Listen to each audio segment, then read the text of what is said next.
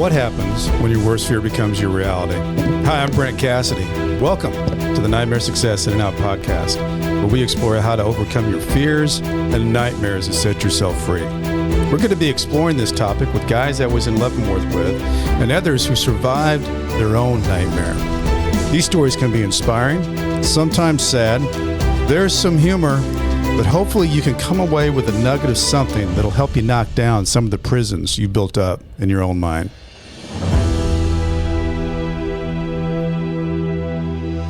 All right, Nightmare Success listeners, we're back. I'm back. I took a week off and just got back from family vacation, which was great. Held my family hostage for a week. Awesome. We all come here for, what happens when your worst fear becomes your reality? How do you adapt, survive, set yourself free?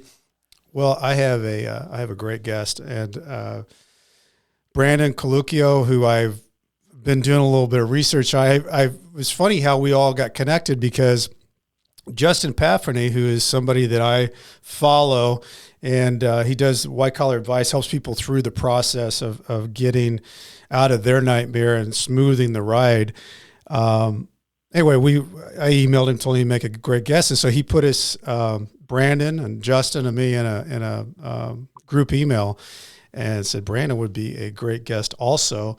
And so Branden reached out through the email and said, "Yeah, I'd love to do that." So we have connected, and I want to congratulate Branden. He just became a dad for a baby girl on, was it Thursday, Branden? Thursday, yeah, June 8th. Thank you. Awesome. So he joins the girl dad fathers. I've got 3, and I just told him it's awesome. You'll love it. A little bit about Branden. I mean, the cool thing about Branden's story is he was doing a lot of cool stuff before his nightmare happened.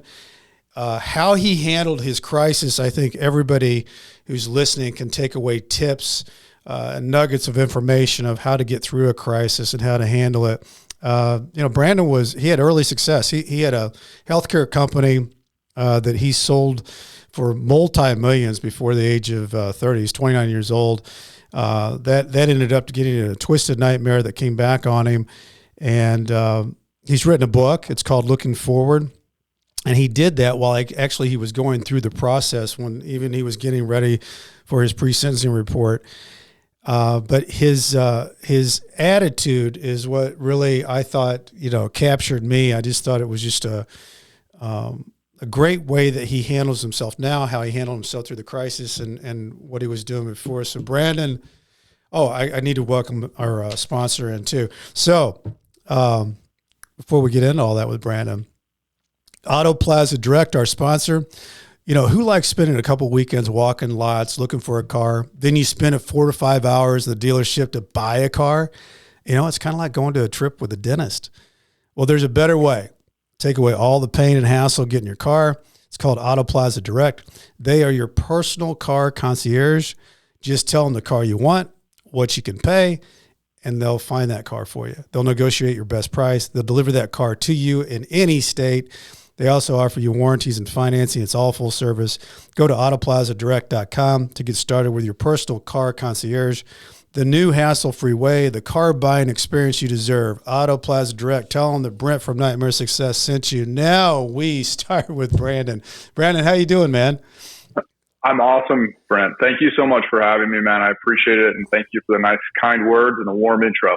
Well, I appreciate you being on. And, you have a fascinating story because, I want you to take us back a little bit, Branden, Sure. Because you're kind of in two parts, but as you were growing up, can you kind of lead us back into what what that life was like, your family life, siblings, all that? Mm-hmm. Yeah, I had a really wonderful childhood. I have 2 amazing parents. I have great mentors and role models in my family. So pretty much all of my family members are small business owners and entrepreneurs. So my grandparents owned restaurants. I grew up in the back of restaurants, sweeping floors and washing dishes as a kid. My dad's a high-end home builder, and basically all he would ever let me do is sweep floors. But anyway, so I was always working these like odd jobs as a very young kid for my different family members' businesses. And I was always fascinated by the dialogue at our holiday dinners, and just we were very family oriented family. And so we would spend a lot of time together, and they're always talking about their businesses. And instead of kind of sitting with the kids, right, I always wanted to be with the adults having these, big boy conversations about their companies and hearing about all the problems and the interesting things that were going on. And I just grew up fascinated by it and was lucky enough that they would expose me to it at a very early age. And so, got that entrepreneurial bug pretty quick.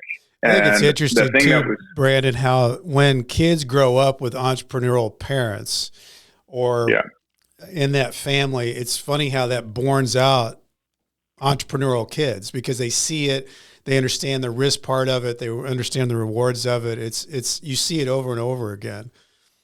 Yeah, I couldn't imagine life any other way. And I won't get ahead, but it was kind of interesting how I developed as a young man as well throughout, my later teenage years and my early 20s, which I'll probably get to. But really, really great time growing up. The only adversity that I really ever faced in my life was my sister was somebody who struggled deeply with mental health and substance abuse. And so that started when started a little later in my life. I was probably about 17 or 18 years old when she was starting to go through it. So I was pretty much right off going to college at that point, but I started to see the change occur, started to see the stress and the change in my parents. And, substance abuse is something that touches all of us. And I grew up in an area, I think we can all probably say this now, but I grew up in an area where it was really prevalent in high school. I had kind of friends and classmates who were overdosing and dying and suicides and all this other stuff. And it was really, really difficult. And I was always wondering, like, why isn't anybody doing anything about this? This seems to be getting worse. I knew nothing about the landscape of treatment centers and what options were really available. But I just remember seeing my parents struggle through trying to find the right help and how incredibly expensive it was and all this other stuff. Anyway, so growing up was just wonderful. And I knew from a young age, like I said, in those conversations with my family members, I always would be asking them, kind of funny questions like, well, why don't you guys go acquire another business, or why don't you franchise your restaurants, or, why aren't you doing these, 150, 200 unit, track home developments? And they would look at me and be like, Branden, you're like 13 years old. Like, what are you talking about? Right.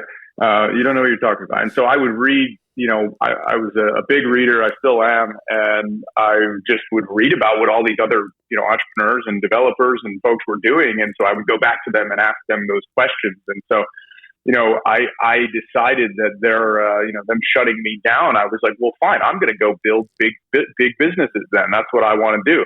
And the way that I thought you did that was to go through we'll call it the Wall Street route, which is, kind of the investment banking, private equity world.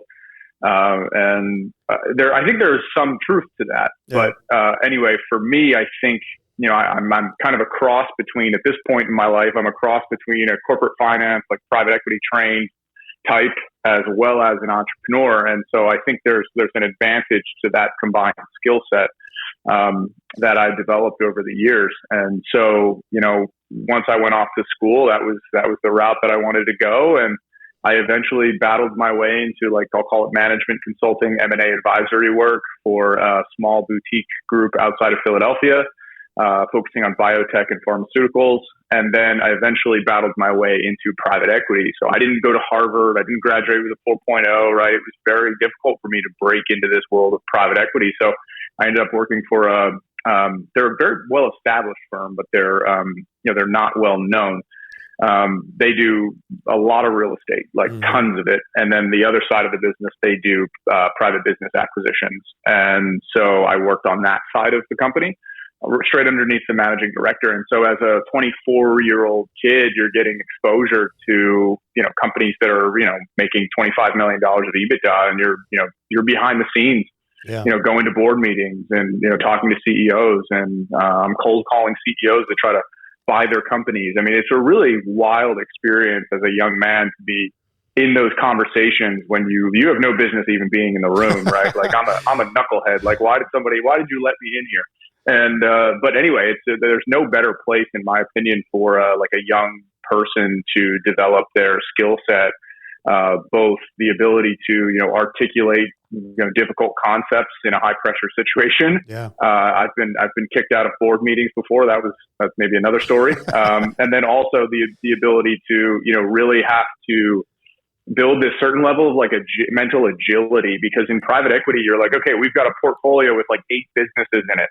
And you've got to be able to jump from this company to that company to that company, which could be in completely different industries and sectors, different problems. Yeah. And you have to be able to switch that like very quickly. And then on the acquisitions side, the ability to get up to speed on a business very, very fast and how it all works. Like you have, 24 to 48 hours to kind of figure it out. And so it's just such a great training around, in my opinion, for entrepreneurs. So I then eventually our firm was approached by a couple of executives from the healthcare space, substance abuse, and they wanted to go off. They turned around a treatment facility, or I guess it was a chain of treatment facilities.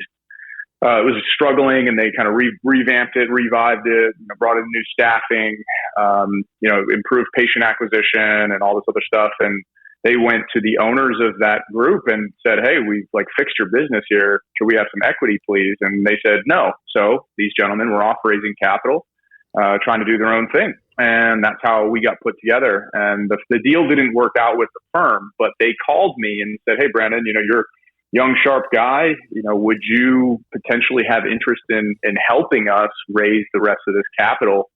And if you're successful in doing so, we would be willing to give you, bring you in as a partner, an equal partner, so you could have a third of the company." That's a big deal, Branden. How old were you at that point? Yeah, I was 26 years old. Yeah, 26. I mean, and it's funny too, because I was in your shoes at that point, and at 25, 26, you think that, I think there's something that happens like when you get into that rhythm and flow and you start seeing the behind the scenes stuff, and then you start seeing things that can grow, you think you can do anything. And, at that age, I'm sure you thought you had seen enough at, 25, 26 years old. Hell yes, I need to be in here. I've earned my way to this spot. I can do this and I can do that. And I'm really good at sales. Absolutely. Yeah.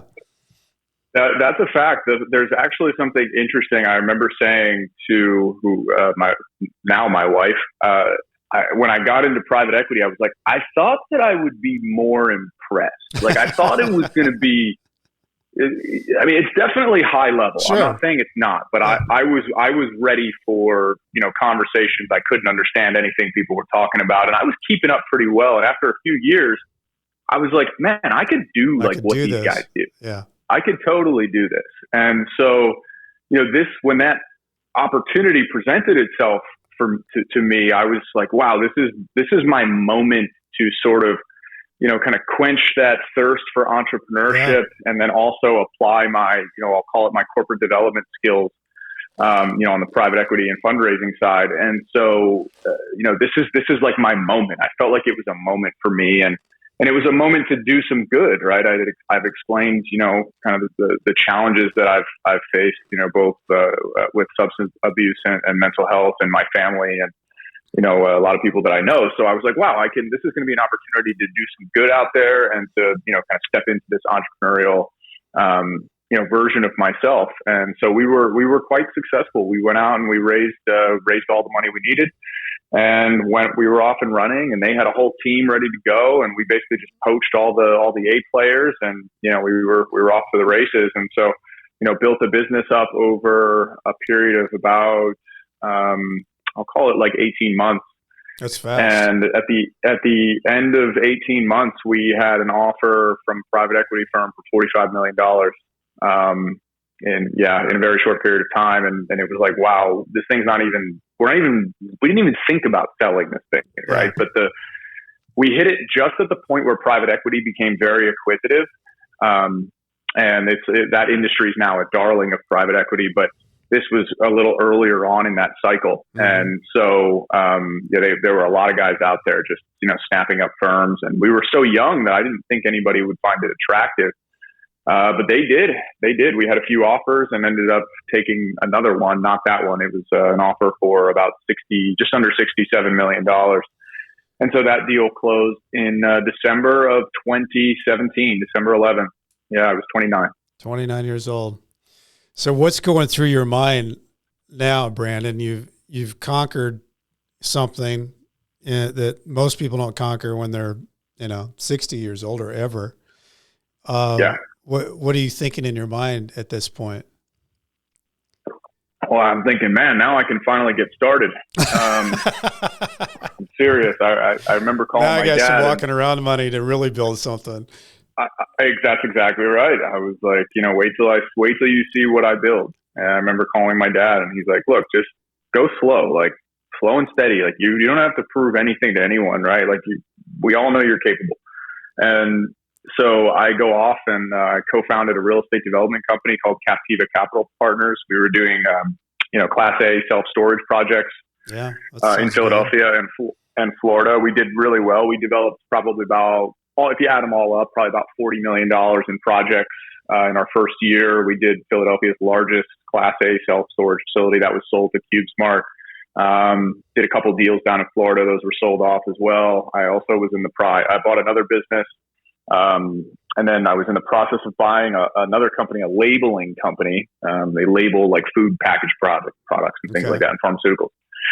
And so I was on the eve of closing that deal, and I just got all the financing in place, like we were ready to go, and I could have probably flipped this business for $5. I had it under agreement for $3. I probably could have flipped it for $5 or $6 pretty quickly if I wanted to. And right about on the eve of closing, I find out that I'm going to be indicted. I get this phone call from my lawyer. I'm in my real estate development office.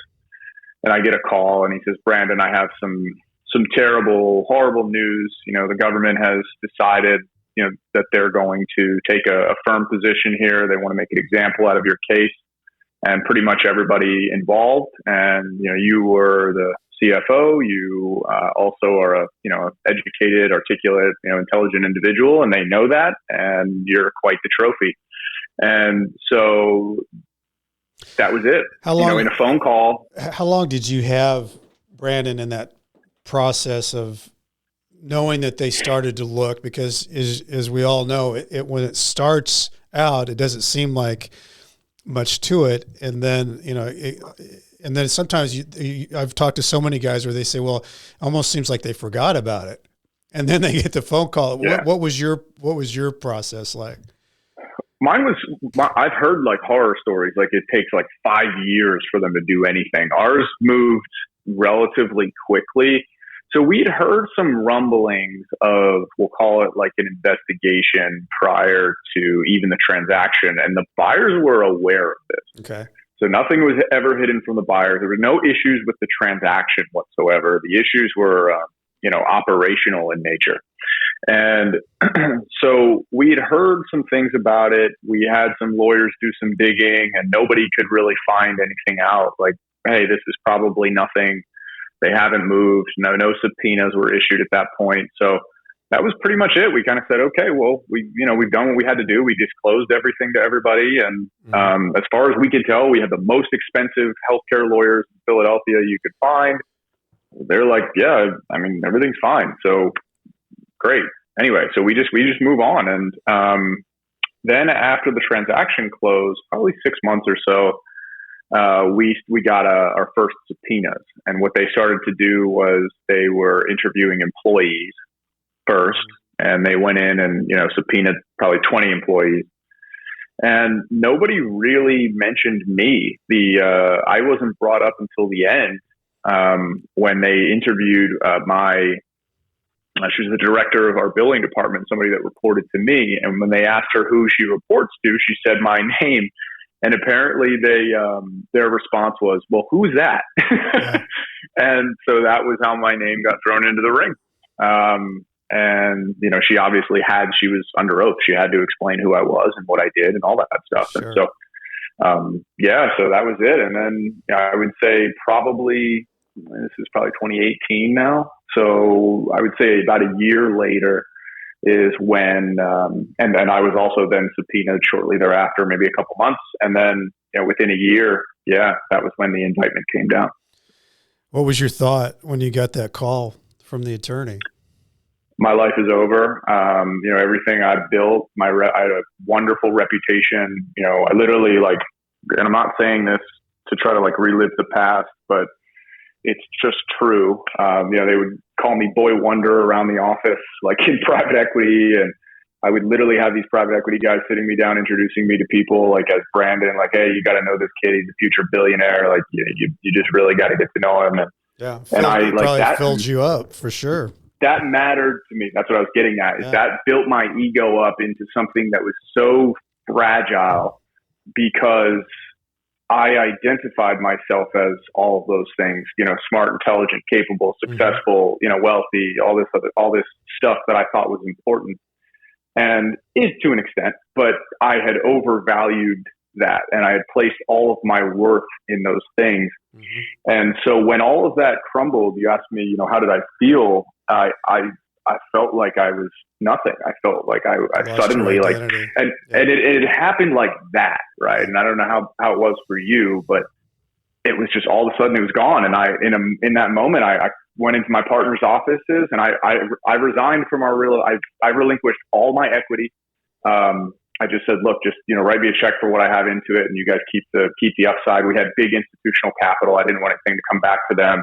All my other businesses, I resigned from, deals that were in process got shut down. So immediately I went from a guy going, 100 miles an hour, really enterprise kingdom building, if you will, building real enterprise value, to a guy sitting on his couch feeling sorry for himself that, like a light switch. Is at that point, relationship wise, you weren't married then, right? At that point, but I was. You were married. I'd just gotten married to my wife, and she knew. And as soon as we got subpoenaed, I told her something funny was up. Yeah. And all of the lawyers that I talked to said, Branden, you're probably fine. We can't really see anything necessarily that ties you all that well to this situation from what we know they're looking at. But again, like you said, some of the other folks have mentioned, you don't really know a whole lot. They don't tell you much. And so eventually we found out that, that advice was not correct. But my wife knew. She knew that this was possible. I told her straight up. I said, look, I was the CFO of this company. If you look at any active investigations that have a result, CFO is always part of it somehow. And so, we could be facing a difficult challenge here. And she said, I don't care. I'll go through whatever we have to with you. So, well, and I think you bring up a good point there too, because in the world of taking titles, a lot of people don't understand that when you take on those titles, when a federal investigation comes the way that it does, like a tidal wave, whether you know or don't know, you're in a responsible position to know. So your intent doesn't necessarily mean that I, willfully, intentionally did this. You were in the position that you were supposed to know. And so it's, that can be a really confusing time period because, I look back at our situation and absolutely there was a lot of things that I should have known because I enjoyed the position I was in. I liked the big title, but there was a lot of laziness in my part of not doing what I needed to do wholly in my position. So that's one of those things that you really don't really, you learn that on the job once you get indicted that, it's getting that really fancy title also comes with a lot of liability if things come the other way. That's a fact. And I did not even realize that a little bit. And I had, I think more training than most do, coming from the private equity world about, kind of, we'll call it corporate responsibility, but I didn't fully appreciate it. And I also was somebody who struggled deeply with imposter syndrome. I think some of that was due to my age. But also I think I just, a part of me, and this is getting maybe a little too deep into the psychology of it, but, just growing up in the shadow of a highly successful father, right? You're constantly wanting to impress that person, and feeling inferior. And so when I was in the situation that I found myself in, that I had put myself there, right? I did it intentionally, partnering with these guys. I caved, I think, in certain situations where I could have questioned more. I could have pushed harder.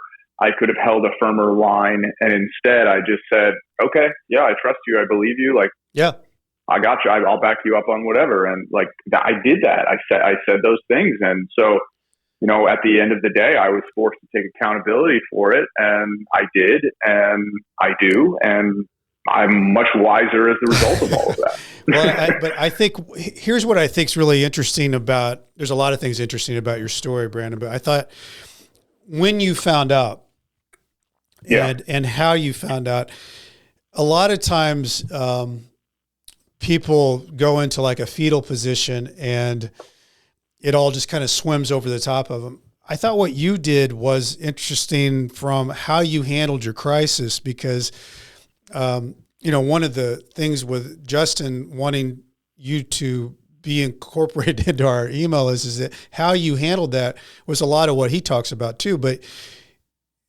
you went active and started taking action against what can I do for mitigation for myself in a situation where I know that there's going to be an outcome where I'm indicted, I'm probably going to do a plea, and how do I best make that happen? Can you walk us through how your whole thought process was on that? I think it's just helpful for anybody that's going through a crisis. 100%. I think it applies to, any sort of moment of adversity that people face in life, not just this situation. But I wasn't strong immediately. I had, like I said, I ended up as a guy sitting on my couch for about 3 weeks, and I just was sulking, the poor me role, why is this happening? I don't deserve this. It's not fair. All this self-talk that we have, very, very selfish, kind of thought process. And I remember just sitting there going, I'm 31 years old. What am I going to do with the rest of my life? Like, I have theoretically like a long road ahead, and I was consuming a lot of alcohol. I was self-medicating badly. I was, out of shape. I just, my whole world had kind of fallen apart, and I'd allowed myself to go with it. Mm-hmm. And eventually I got to the point where, I was sitting there one day and I said, I can't do this for the rest of my life. Mm-hmm. I have to make a choice. And in that moment, I just decided that I needed a big objective. I needed a big target and a big promise to hit. And so I said, I don't know how I'm going to do this, but I'll figure it out. And I'm going to take this moment, right?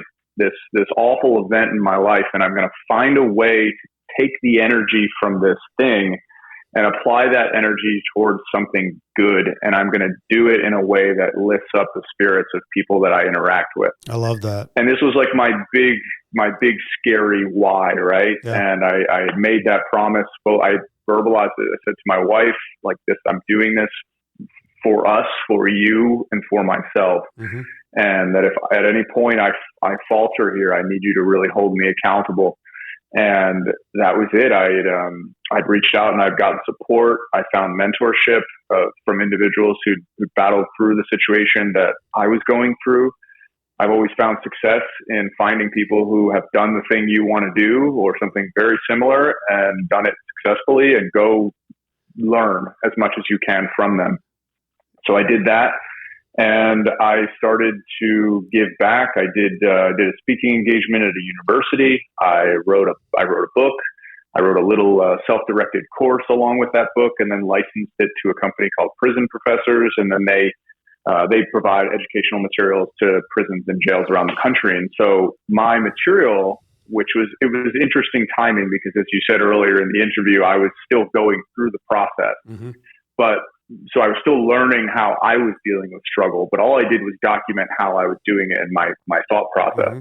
And so anyway, my material was already being disseminated, before I ever went away, and was already like benefiting people. So I had gotten some quick wins within probably 6 months. I'd really taken some positive steps. I also immediately really poured myself into physical exercise. I got a therapist.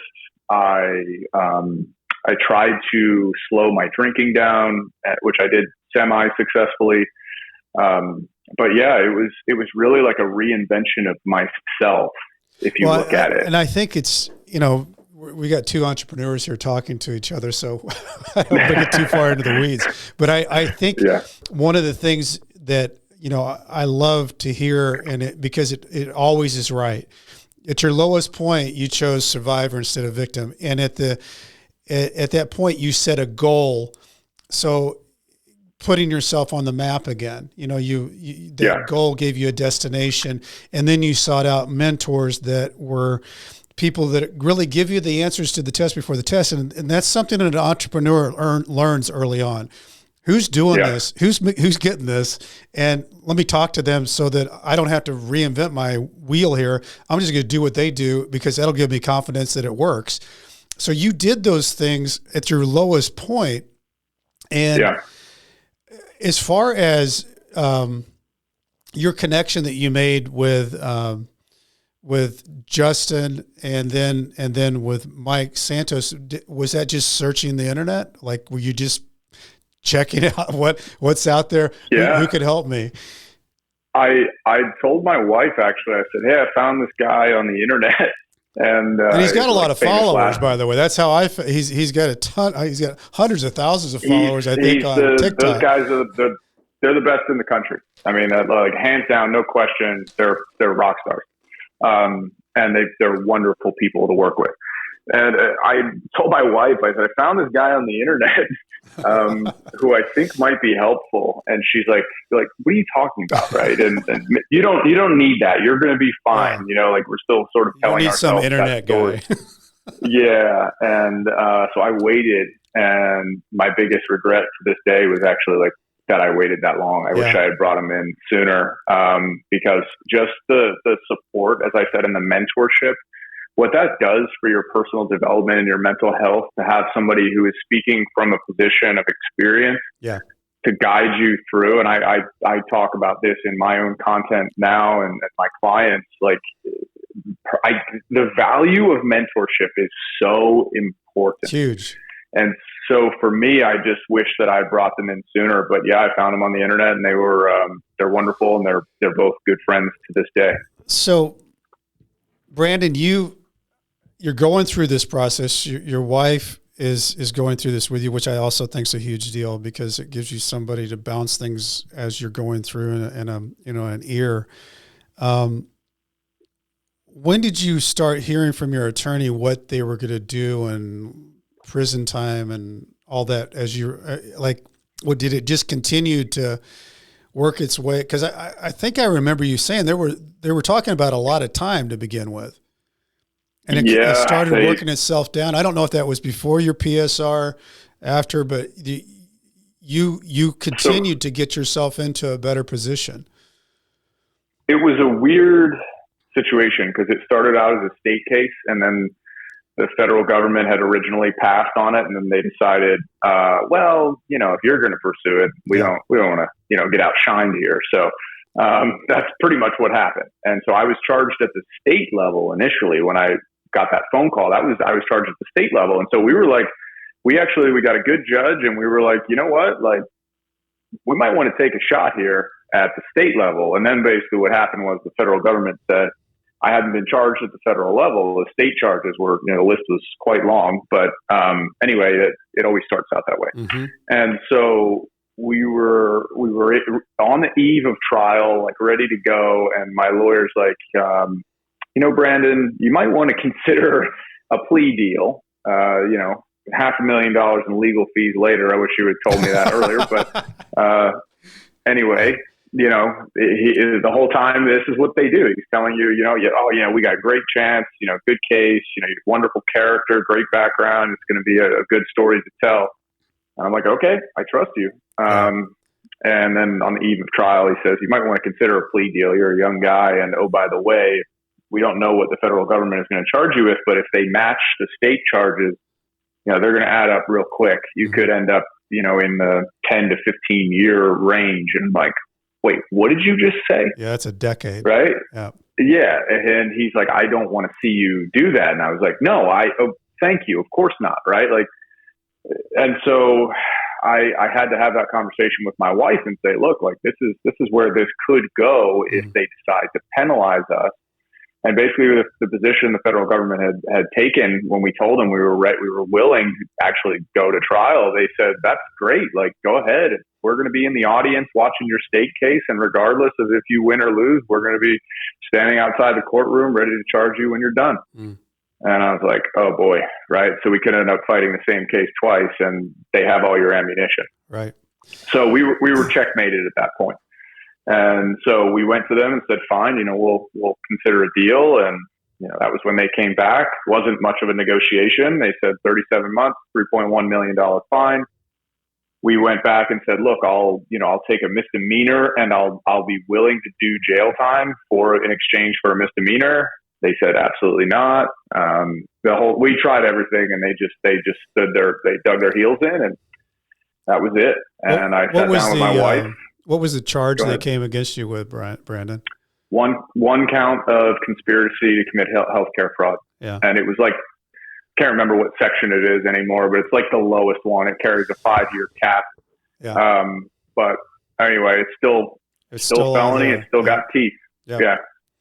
Yep. So you settle on that. You go and you go to your sentencing hearing. Do you pretty much know that's the deal on both sides? It was a C plea. Okay. Yeah. So for anybody listening, a C plea is when you're basically both sides have negotiated a deal already. Typically it's a range, but this was like an actual number. All the numbers were negotiated and the agreement was they will not negotiate for more, which typically the prosecution argues for the highest possible sentence, and then the defense argues for the lowest. The judge usually ends up somewhere in the middle. In this case, basically both sides went in, we're not going to negotiate at all. We're both in agreement that this is it. The judge would either agree or disagree with the deal and stamp it. And in that case, she did. Mm-hmm. So.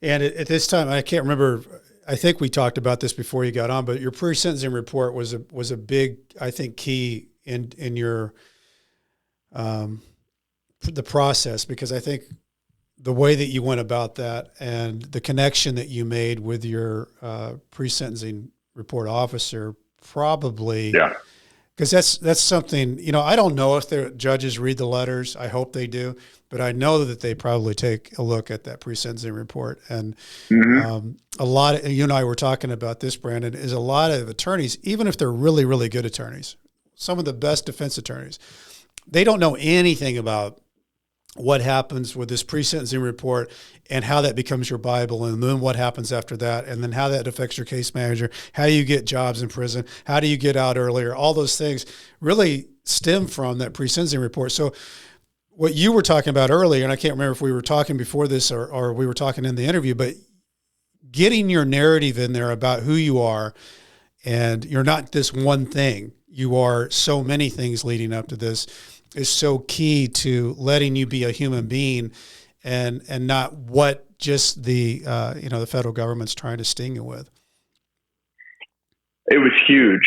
It was absolutely massive. And my lawyer basically said prior to that meeting, maybe a couple weeks ahead of time, knowing that it was coming up and being about to be scheduled, he said, yeah, it's no big deal. It should take, 10, 15 minutes. Just be yourself. He's going to ask you a couple questions, and then that's that. It's nothing really to worry about. Okay. And then, fortunately I had good advisors, and they were like, that's not true. This is the most important thing probably that you're going to do prior to your sentencing. Yeah. And so I was very prepared. I had already had a draft manuscript of my book, and the work that I was doing, the coursework that I was developing at the time, it wasn't completed, but I brought a manuscript of everything with me to my PSR to my pre-sentencing interview, excuse me. And he absolutely, the officer, my pretrial officer, like loved it. He was, very, he was willing to give me time to explain my story and to talk to him about, my objective from the start was always to help people, and I'm not going to let this situation deter that objective. Mm-hmm. Right? I'm just now going to be forced to help people in a different way than I had originally expected to do so, right. And from a different context. And so, he really, I think that message resonated with him. And I also shared, all my upbringing and background and story and marriage and everything. And we had a really long conversation. It ended up being like 2 hours long, right? 10 or 15 minutes. 10 to 15 minutes, right? So it was a really, really long conversation. The PSR came back great, made recommendations for, for RDAP and other programs, and really like wished me well along the way, and actually stayed in touch with me throughout the process. And, had said to me, he said, Branden, there's like very few people, come through this situation and are willing to take the same approach that you have. And you clearly have a gift for, trying to help others, and you have great education and experience and all this other stuff. He's like, share that gift when you're there, right? Yeah. There's a lot of people that would benefit from that. And so I stuck to that, and I did all of those things. I volunteered in the GED department. I taught guys how to read. It's an interesting thing, teaching grown men how to read. And I taught entrepreneurship classes. I taught financial literacy courses. Branden, let's talk about that, because I mean, there's nothing like a voluntary surrender at the gates of wherever you're going. And if I remember right, you went to a low instead of a camp, and there's a big difference. I was at Leavenworth, so we did have the fence and the razor wire and all that, because it was supposed to be a low and didn't get accredited, so they just kept it, looking that way. But you actually went to a low, and there's a lot less freedom. Like, I would get out and walk to the food warehouse 1.5 miles every day beyond the fenced area. And in a low, you have scheduled moves on the hour, every hour. And it's a different environment. The day of, can you kind of walk me through the day of being there? Absolutely. Yeah. So my first day, I surrender. My wife walks in with me. I walk up to the front gates, and I'm working on a new book, and I write this whole experience in great detail. And when you pull up to a prison that you're about to walk into, the only thing that I can attribute it to, particularly if you're someone like me, I've never been in any trouble. I've never been to jail, never been in the back of a police car, never been in handcuffs. This is a terrifying moment. Yeah. It's sort of like facing your executioner is the way that I've explained it to people. Yeah. I think your body's like kind of triggering the exact same, fight or flight response. And so you walk up, and it's the full on deal. There's, turrets and, double razor wire fencing, razor wire on the ground, razor wire up high. There's a women's prison right across the street. So there were like women like yelling at me while I was like going into the facility. And I kissed my wife for the last time, and they start like cheering and yelling and stuff. It was quite the experience. So I walk in, and they were actually quite respectful. Go through processing. Everybody warned me of the squat and cough, right? So I go in, and they strip everything down. You're there just kind of butt naked, and the guy's over in the other room picking out your shoes and your clothes that don't fit. And he comes back, and I'm like, all right, this is it. I know what's coming next. And so I'm like, I kind of like start to like bend over, and I like end up in this like weird squat, like CrossFit position. And he sees what I'm doing, and he's like, no, don't do that. And I'm like, what? And so I freeze. He didn't ask me to do anything. I'm just so nervous that like I just started to like, show my ass off. And he's like, no, stop. And he's like, and he goes, show me the bottom of your feet. And I was like, what? aren't you supposed to be like looking in my ass right now? Right. I didn't want to remind him. But anyway, so I lifted up my feet and I got through without the squat and cough. Wow. I'm like the first person I'd ever met that's actually gotten through that situation. So anyway, that happens, and finally get dressed, and I've got pants that are like up to my knees. It's just a wild experience. And because I went in during COVID, they sent me straight to quarantine, that's what I wanted you to talk about, because I can't imagine that type of entrance. And I think you're the first person I've talked to that went through at COVID, but they put you, you say they put you in quarantine, that means that you were put in solitary confinement. I was put in SHU. Yeah. That's straight out of the gate. That is unbelievable. How long were you in there? 22 straight days. That's a long time for somebody that just like hours ago kissed their wife at the gate and thought you were walking into whatever your life was going to be. And then you go into the hole. Changed me. Yeah. Yeah. It's a wild experience. I remember that, not the sound it makes, but the finality of the deadbolt. Yeah. When it locks behind you and you're like, it's a heavy door and it's a heavy deadbolt. And it's like, man, there's like, how did my life end up like this? Yeah. Right. How did I end up here is like where you start to go. And you're like, I can't get out of this room. Mm-hmm. Like there's nothing I can scream. I can yell. I can kick the doors. I can do whatever I want. Nothing I can do to get out of here. And it's like, I remember you said you had a little claustrophobia going in. So that didn't probably help. Yeah. I couldn't get into elevators. I couldn't, I didn't like tight spaces. I would get anxiety attacks on airplanes and all this other stuff. So like I went into that environment and I dug deep. Right. And you get to a point, I think it's a Bob Marley quote, but like you get to you dig deep enough and all you can find left is strength or something along those lines.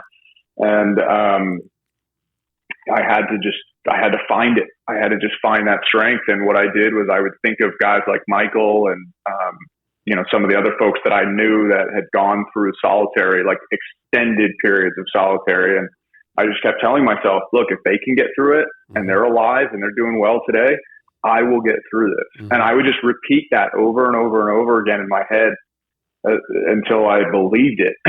Yeah. And I would do lots of physical activity. So the way I would sort of distract myself at first was I would read, and every chapter I would drop to the floor. I would get a workout in. I would walk back and forth as much as I could. Look out the window a little bit. I mean, but it was nasty. We're in July, so it's summer. No air conditioning. The window opens about that much, mm-hmm. and they let you out maybe every 2 or 3 days for a shower, and it's like 20 minutes. And they didn't give me anything. I had no utensils. I was eating with my ID card. I had no towel. The towel they give you is like a washcloth. Uh-huh. So I would have to, clean myself. No shower shoes. Shoes. No shower. And everybody loses their mind when I say that. I did what I could with what I had. But it was really hard. But at the end of it, I walked out of that and was like, well, I just did the hardest possible thing I could do. So everything else is downhill from here. Yeah. Exactly. That's what everybody said. They're like, you've never been to prison and they just shoved you into solitary like that. And I was like, yeah. They're like, you're going to be fine. So how was life, Branden, once you did get out? Out of solitary into the prison world. It was interesting. So I was moved from, my journey was crazy. And I'll if we have the time, I'll share all of it. But 22 days in solitary, then I moved to general population, which is like a dormitory. And that is a different way of living, right? Once you get used to solitary, it's not so bad. Mm-hmm. Cell life is actually better than dorm life, in my opinion, having done both. Mm-hmm. And so you get in the dorms and there's an etiquette to follow. I got the worst bunk. I got the bunk right by the bathroom. I got the bunk mate below who was challenging. And so I just tried to keep to myself, read my books, exercise like a maniac. Mm-hmm. And that earned me a lot of respect. I would go right up to the guys working out hard and I would be like, look, just let me jump in. Just let me keep up. And I would beat a lot of them. And so, that really helped me earn some respect in the community. And I ended up, becoming buddies with a lot of those guys, and just because we were united by the common interest of exercise. Sure. And so that really got me through in a lot of different ways, both socially and just mentally for myself. So I was there for maybe a couple weeks, and then I was admitted to the RDAP unit. And that's where they have the real rules. Yeah, where the real rules live. And so for COVID protocol, though, every time you switched, you went in the facility, the overall prison, or out of the facility, or if you switched units, you had to do quarantine. Oh, man. So I went right back into quarantine again. God. And I did this one was shorter. It was like 20 days or 22, 21 days. A little bit shorter that time. But I had a bunkmate this time. I wasn't alone. Okay. Which is actually worse. Because if you imagine, imagine locking yourself in a closet, a bathroom, or a closet with another man for a long time, for 3 weeks. Yeah. it's weird, right? Like, you got people going to the bathroom and like right next to each other. It's disgusting. It's crazy. So, it was quite the experience. But then I get over to RDAP, and that was a different world. I assimilated pretty quickly. I decided that I was going to invest 100% in the program, and that I was going to become a leader of the community, and I did. And I did it not like through, brute force or trying to be a tough guy. I wasn't trying to pretend to be something that I wasn't. I did it from the perspective of, I just want to bring value to this community, and I want to help these guys who want to do better to actually do better and to share what I had with them. And so I approached everybody with the same level of respect, and I think it earned me a lot of support in the community. And so I was, fortunate enough to be in a leadership position very early on. And like I said, I hosted regular workshops on financial literacy and investments and entrepreneurship, and did the guys like that, Branden? Mindset. Did the guys loved it? Yeah, they loved it. Oh yeah, I would get shout outs in the community all the time. Like, man, you put on this amazing workshop. I learned so much. Thank you for doing that. I would get that all the time. Yeah. But for me, it was rewarding, because when I would talk to a lot of these guys, I became friendly with them and learned about their past and their struggles and the things that they faced in life. Like, I grew up I had an amazing upbringing. Some of these guys that I met had really horrible tough stories. upbringing, like really, really, really tragic stories. Mm-hmm. And so when I would sit down with them one-on-one, and we would have really good conversations, and you learn that all they want to do is just be able to support their family and try to be better men. Yeah. But they don't know how. There's never been any sort of positive mentorship or leadership in their life. Yeah. They were taught to deal drugs in a lot of cases at, like 10 years old. Yeah. And so they're kind of screwed from the start. And what I tried to do was just share with them that, that life is not sustainable. Right. And I learned how much money you can make dealing drugs. They would tell me, and I'm like, holy shit, man. Yeah. Like, it's really incredible. And that's what's so tempting to them. Sure. I can make $100,000 in a weekend or whatever it is. Why am I going to go work for $12 an hour? Why would I do that? And I'm like, look, man, you make a lot of money, but it doesn't count, because you're going to get caught and you're going to end up in prison, and every stretch is going to get longer and longer, and you're never going to be able to take care of your family. So honest work is good work. Mm-hmm. And so I would just try to share these lessons with them, but also show them that, that entrepreneurship can be a very freeing thing financially. Yeah. And can put you in a position to be able to support your family and become a millionaire. And I would break down the basically compound interest math. I would do it on the whiteboard for them. And I would show them, I'm like, every man in this room, if they dedicate themselves to honest, good work, and you start a small business, eventually build it up to the point where you're earning 6 figures a year. It's very doable. You can be a millionaire in your lifetime, and you can build and share generational wealth with the people that you love. And you can do it in a way that's sustainable and honest. And so I think a lot of guys resonated with that when I would share that message with them and like show them exactly that it was possible. And yeah, it was just super rewarding. And I still do that work today. I'm an entrepreneurship coach for a group called Inmates to Entrepreneurs. And so they teach, formerly incarcerated individuals how to build and start I love that. and grow companies, for less than $1,000. So it's a lot of, home maintenance, landscaping, cleaning businesses, like stuff that's, pretty low low capex to start. So, it's incredibly rewarding work. And then I I monetize essentially the same skill set through my coaching programs. And so it's through all of this negativity, I found a deeper part of myself that I didn't know existed. I didn't know that I was a teacher. I didn't know that I made a good coach. I didn't know that I could lead people in my darkest moment, lead people who are, tougher than me, who are from worse backgrounds. Yeah. I did it from a place of love. That's all it was. I just wanted to try to help and do better. It's great. I love that. So Branden, walk me through, you get done with your RDAP program. For the RDAP program is really the only program in the federal system where you can earn time off a year, or it depends on what the facility is. Sometimes it's 9 months. A lot of times it's a year, but it's a pretty hardcore program. 9 months of, really adhering to, it's behavioral thinking, why you do what you do, and all the different things that are related to that rational thinking behaviors. But it's if taught properly, it should probably be taught in schools. I mean, it's something that it's an excellent program. Makes sense. So you're getting close to the door, Branden. And everybody gets a little bit nervous with that because you kind of get into this world of prison, and then that you're getting to the door, and then what's changed, what's going on out here, what was going through your mind? So believe it or not, and it's funny you said that, like everybody gets nervous. I was afraid to leave. I kind of felt a little guilty for leaving, which is not a feeling I expected. Yeah. Right. And I'm sure, people who are listening are probably like, yeah, you're crazy.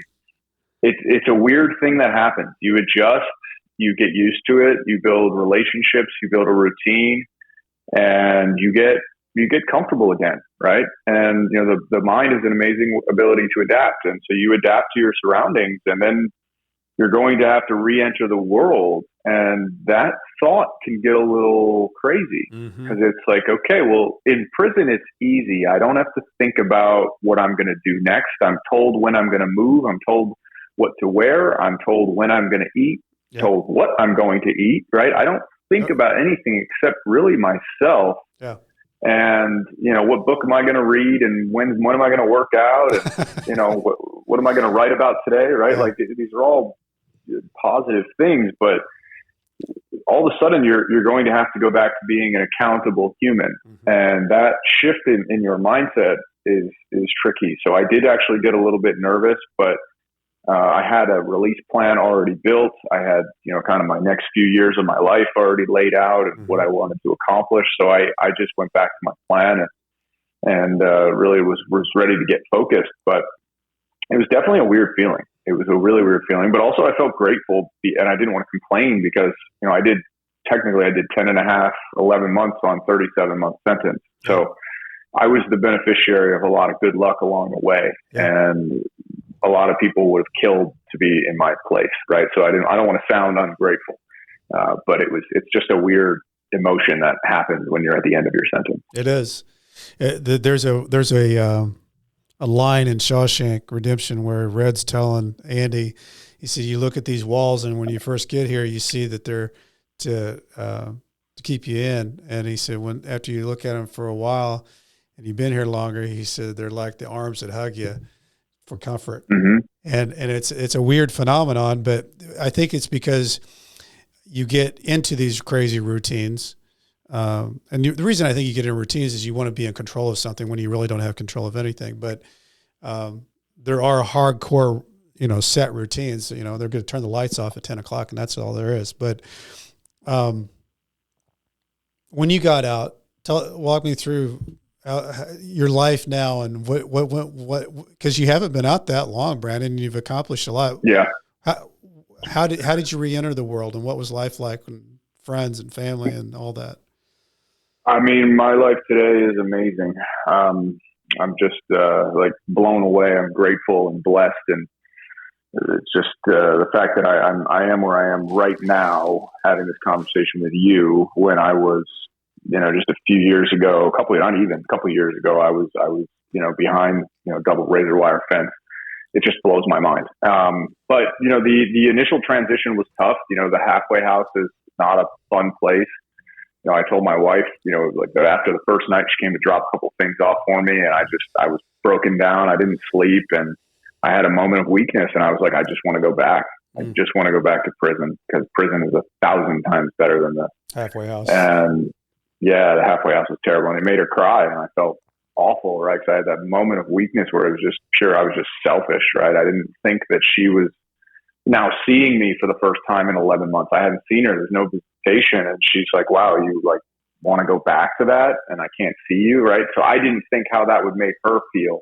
And I had that moment. I rarely get break like that. And I did. And it's like an embarrassing moment for me. But that probably tells you how bad the halfway houses are. Yeah, it sure does. They're terrible. I would have taken isolation all over again. Anyway, so got through it though, a couple months there. There's really not much you can do when you're in a halfway house unless you have work release. We were not allowed to have visitors because of COVID-19 protocol. So anyway, got home, got moved to home confinement, and eventually found work for a friend who owns a biotechnology company. And he's like, I got a spot for you. Let's go. And so he brought me on, and I still actually work for that company.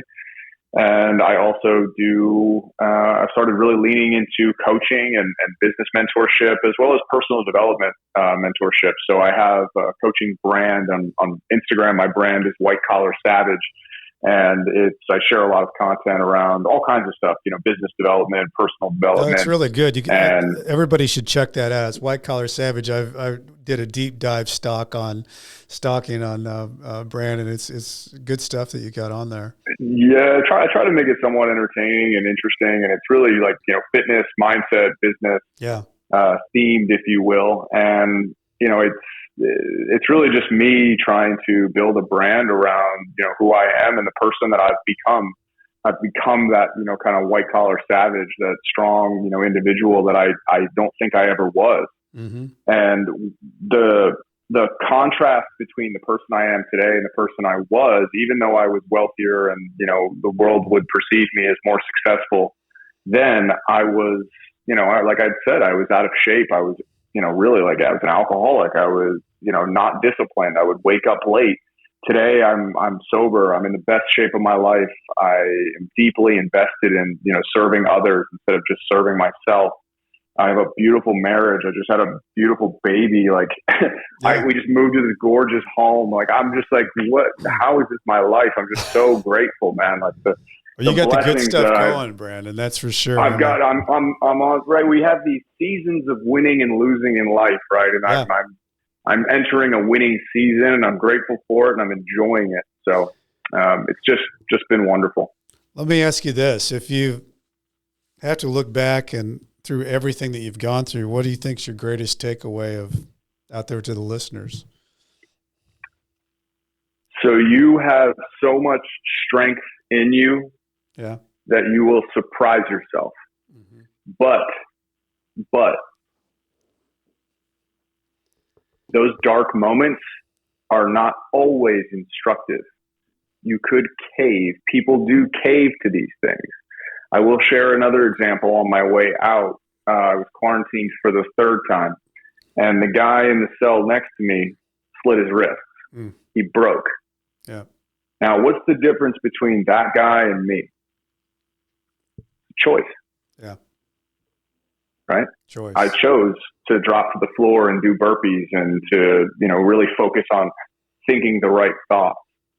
I chose to develop mentorship, or to seek mentorship from others. I chose to try to serve other people first before allowing myself to go too deep into myself.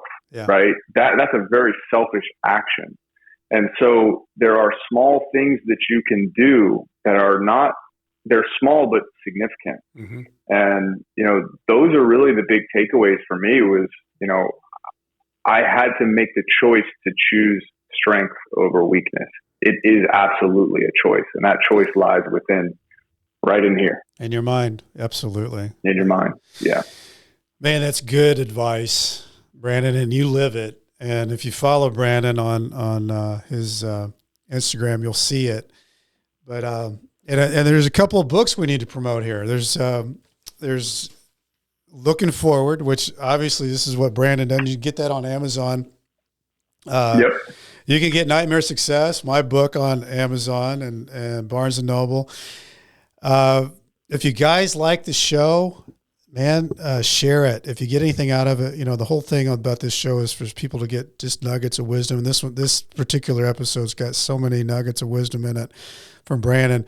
I know it's a hassle for everybody, but if you got time on Spotify or Apple, leave a review, because it helps put the show on steroids. Go to brickcassidy.com. That's where I keep all my stuff. Remember, I spell Cassidy wrong. It's not like Sean and David. It's with a TY. And as I used to say when I was writing my emails back and forth when I was at Leavenworth, stay strong. I'll do the same. Branden, thanks so much for your story today. I appreciate it, man. Absolutely. Thank you, Brent. I really appreciate your time, man. Nightmare Success in and out. Thanks, everybody.